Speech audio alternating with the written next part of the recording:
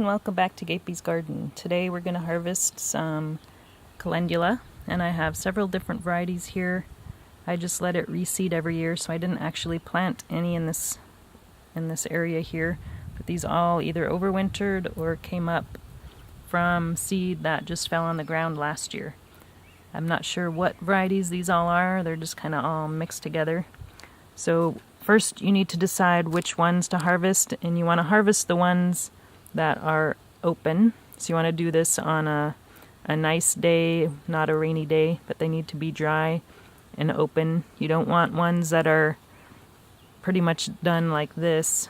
You can tell the seed starting to form here on the bottom of the flower. So those, you don't want to use those. You want ones that are recently open and not missing any petals like that. But this is perfect. You can see, you can't see any seed starting to form on the bottom. So this is recently opened. So you just want to pinch it off at the base like that, and hopefully not drop it, but I'm doing this one-handed. And that's all you need to do. And you can either dry them, I kind of like to dry them upside down like this. That way the flower stays kind of in that shape. It's not required. You can, put them that way, and they'll just kind of shrivel up in different positions. But I like to dry them that way, just because they're a little bit prettier. And then let's take a look at some more. This one here, it's probably been open for a few days. You can probably dry that one, but it is starting to get some seeds there at the bottom, you can see.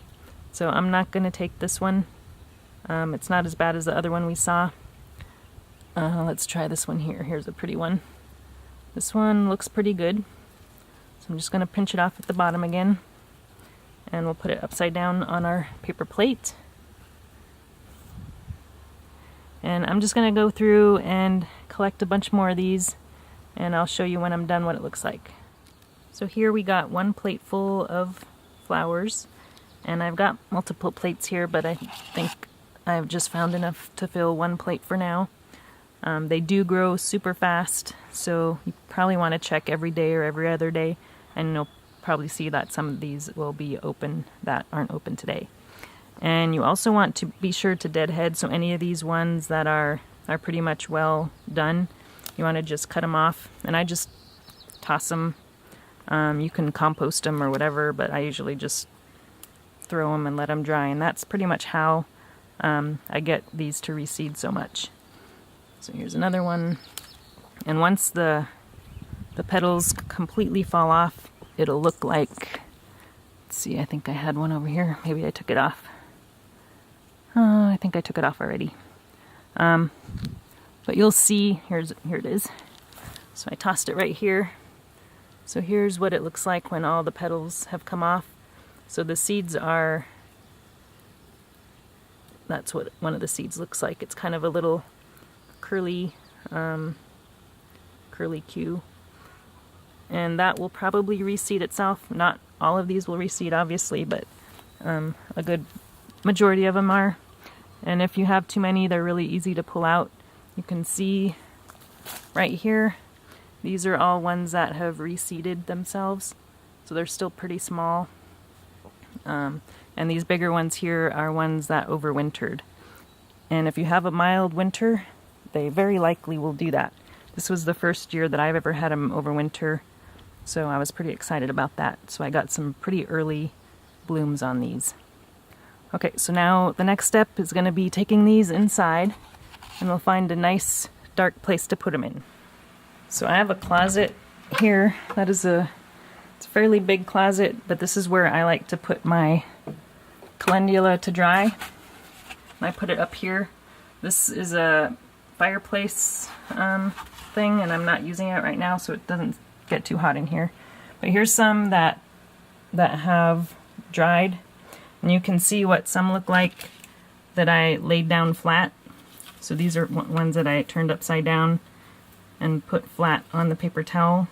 And then when you don't do that, they just kind of curl up like this. So they're not as pretty. I mean, they'll still dry just fine, but they're just not as pretty looking. And then for storage, you want, once they're completely dry, which takes, I usually leave them in here for at least a week. And then after they're dry, I put them in here, another dark place. And I've got them in jars. So you can see here, these are actually from last year. This is the calendula I dried, and I dried all these flat. And they store pretty well, and just make sure it's a dark place. And there they are. And they're just fine. And then what I like to do is infuse these in an oil. You can just let them soak in oil for a week or so, and then I like to use it in soaps and lotions. And that's all it takes. I also have some chamomile, which I dry the same way, and I have another video on drying chamomile if you want to see that. But that's all there is to drying flowers. Thanks for watching, and I'll talk to you guys again soon.